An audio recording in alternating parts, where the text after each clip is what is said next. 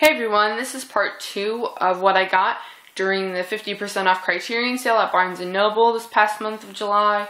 I will link part 1 in the description if you haven't checked that out yet. So I have 6 titles to show you and talk about, and I'm just going to get right to it. So the first, I have Jean Cocteau's Beauty and the Beast. This is spine number 6. Yeah, 6. So early on. That's crazy. I just really like the way that Jean Cocteau does things. I think that you can really tell when you're watching one of his films. He just, I don't know, he uses techniques that are really innovative and different, I guess. For example, in the booklet, right when you open it, there's this picture, and it might be a bit hard to see, but look, he uses like people like under this is a table here. You can't really see it that well, but there's a person under there, and then his arm is just sticking up and holding like the candlestick, and then there's arms coming out of the walls holding candlesticks to light the hallway. I just think that's really cool. And then there's this one scene where I think it's Belle's father, but it might be Belle. Anyway, one of them is sitting at the dinner table, and then a hand just, I think it's that hand, it just moves, and it takes the pitcher of wine and pours a glass of it, and then it goes back to normal. I just think it's really cool. And something else that is done, there's a fireplace like on this side of the table that is not in this picture, obviously, and there's like a statue look to the way the fireplace is. And so there's like people that are painted, and they are the fireplace, if that makes sense. I don't know, if you haven't seen this film, I really recommend it. I just think it's really cool. I haven't seen Jean Cocteau's Orphic Trilogy, which is out of print, except Orpheus is available on Blu-ray just on its own from Criterion. I've thought about checking that out before. I'll probably just end up renting it from Netflix and getting each movie in the mail. So, yep, Beauty and the Beast. This is very similar to like Disney's Beauty and the Beast, but it is different because it's the like original fairy tale. I think it's really cool. I had to get this from the sale. I think this is one of the 3 releases that I knew I was going to get during the sale, because I just watched this movie so much on Hulu Plus that I just had to get it. So now I have it.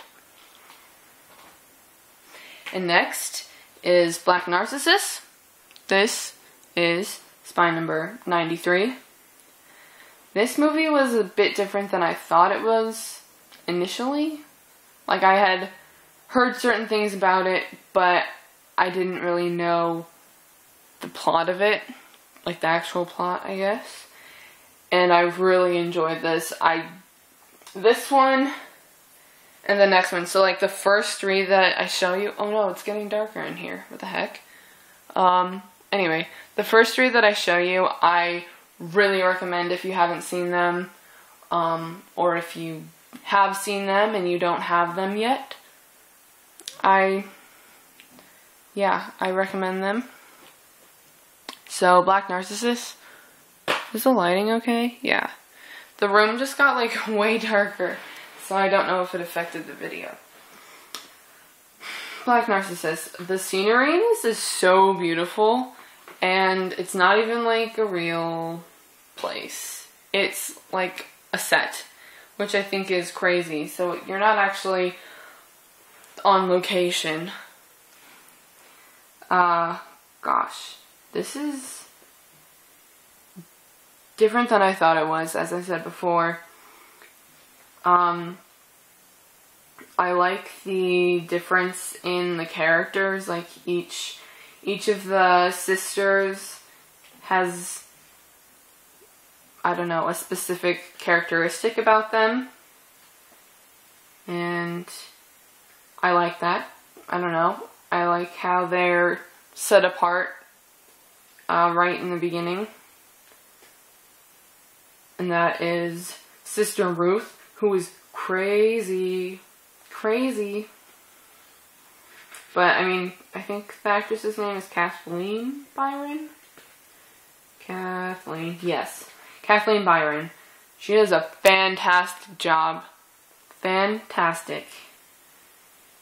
She's great in this movie. And so is, I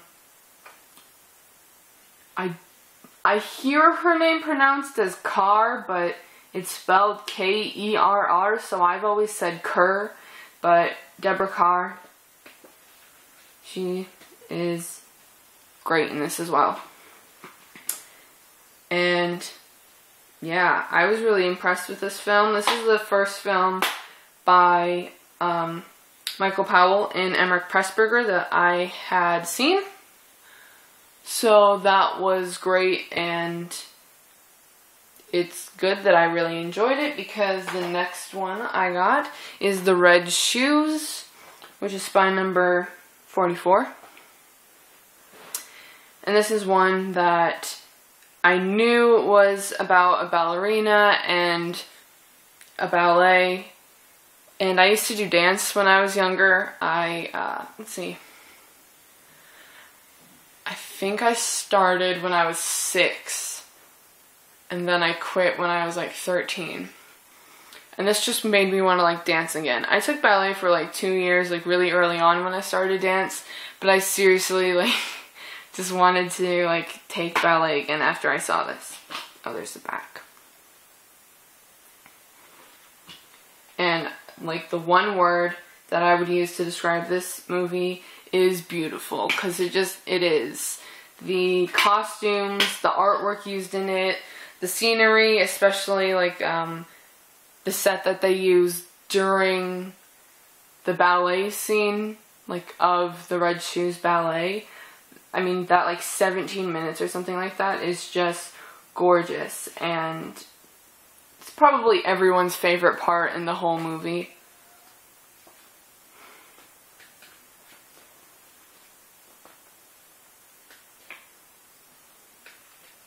So, as I said before, I hadn't seen this before I got it, but because like I had done dance when I was little and I knew part of what it was about, it was one that when I first found out about the Criterion collection, it was one that I thought about picking up a number of times, and finally I have it.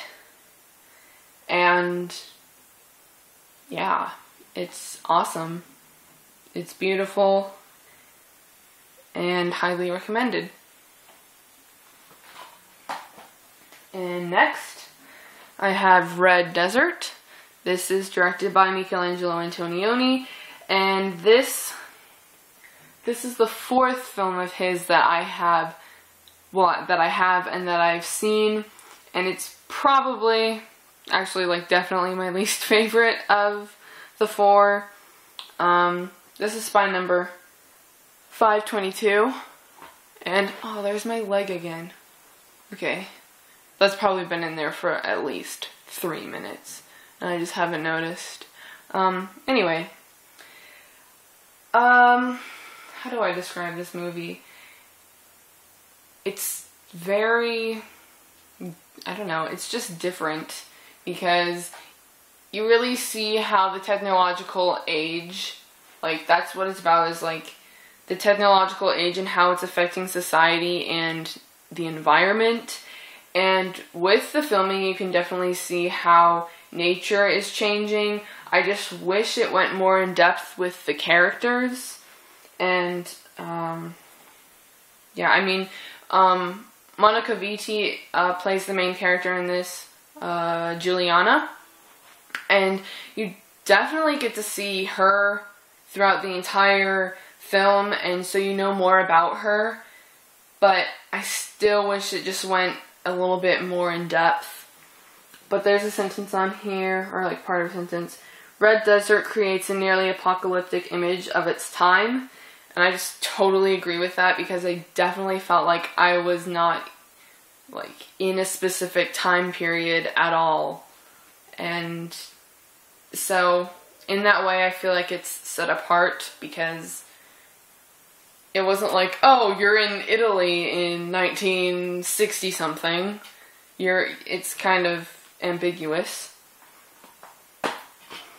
So inside, it's very scenic, but not really scenic in the way that it's like, oh, look at that, it's so beautiful. It's just, you see the environment a lot and what nature has turned into.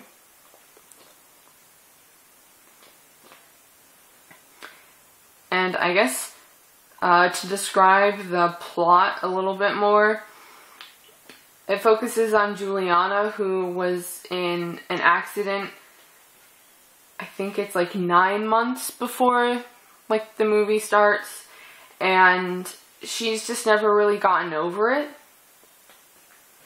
And it kind of depicts the way that this technological age has changed. So like in that way you really see how it's affecting society, but you don't really get to see it in terms of the other characters, if that makes sense.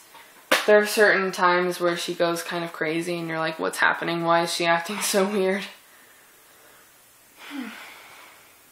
I don't want to, sometimes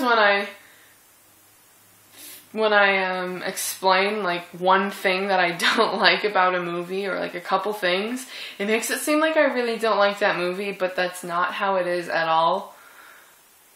I don't know. I think I over-explain things too often. Anyway, moving on. The next one I got is Repo Man, which is, I can't even read that, $6.54. This is so cool looking. Look at this. And this is like one of the main reasons why I picked this up, is because the artwork on it is so cool. Yeah, and it just has like this punk aspect to it that I really like, because that's something that I'm into. And this, I think the inside's even cooler though, because I just like the black and white kind of look to it. Oops. And so I watched this with my brother, and it was again different than I thought it was going to be. I thought it was going to be like super badass, in which like there are parts of it that I was like, what is going on? That was super awesome. I just thought it was going to be, I thought it was going to be a bit more action-packed and just have things in it that like messes with your mind a lot. Just what's going on. I still enjoyed it, but I think like this movie and Red Desert, I think that when I watch them a second time, I'll like them a lot more, because I've already seen it before, so I know what it's really about.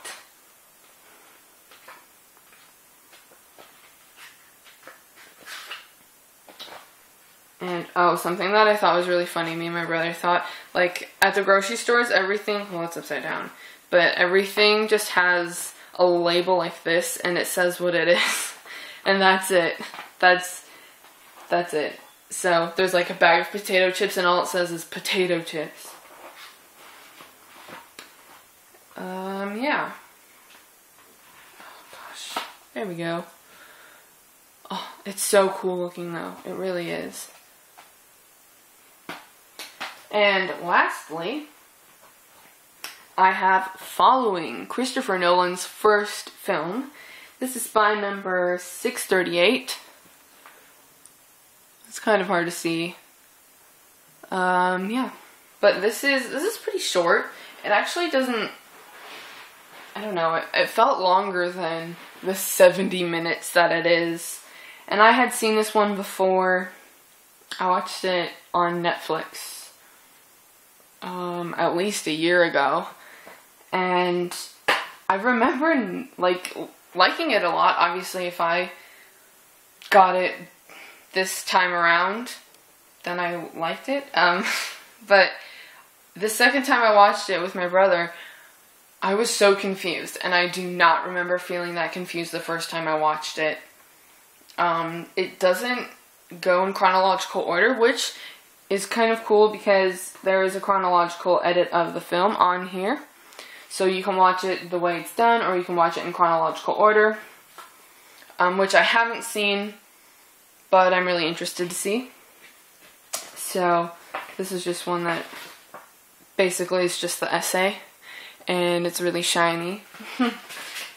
So this is about the young man. He doesn't even have a name, but so he's a young man, and he's a writer, and he follows people, but he has rules. He never follows the same person, you know, more than once. And he breaks that rule, and that's the start of the plot. So he follows this man, Cobb. Again, sorry, it's kind of hard to see, but he follows him more than once, and it turns out that he's a robber, and they become friends in a way, and the story goes on from there, but that's all I'm going to tell you. Very interesting. It kind of made me angry the first time I watched it, but the second time, because I knew what happened, I wasn't as upset. But it's definitely interesting and different. So that's it. Those are 6 other films that I got during the sale, and so I will put part 3 up tomorrow. There will be 7 movies in that video, so look forward to that. Thank you for watching. Please comment, and have an awesome day. Bye. So I remembered the other thing I was going to say about Michelangelo Antonioni's Red Desert, and I'm glad that I remembered before I would have uploaded this video. There's this one scene where Monica Vitti's character, Juliana, is telling a story to her son, and there is, you know, film to go with the story. And so the story is about this young girl who finds this beach, and she loves it so much, she goes to it every day. And this scene is so different from the rest of the film because this beach is beautiful, and the colors are so vibrant, especially compared to the rest of the movie. It's all these grayish colors because of the factories, and just that contrast of this technological age, you know, what the factories are doing to the environment, and then this secluded beach, it's just so beautiful and so different, and I really liked that. I can't believe I couldn't remember, because that scene, like, when I think about the movie, that scene just really sticks out in my mind compared to most of the film. So I just wanted to record this and mention that before I would have uploaded this, I guess. Yeah. I think that's it. Alright, cool.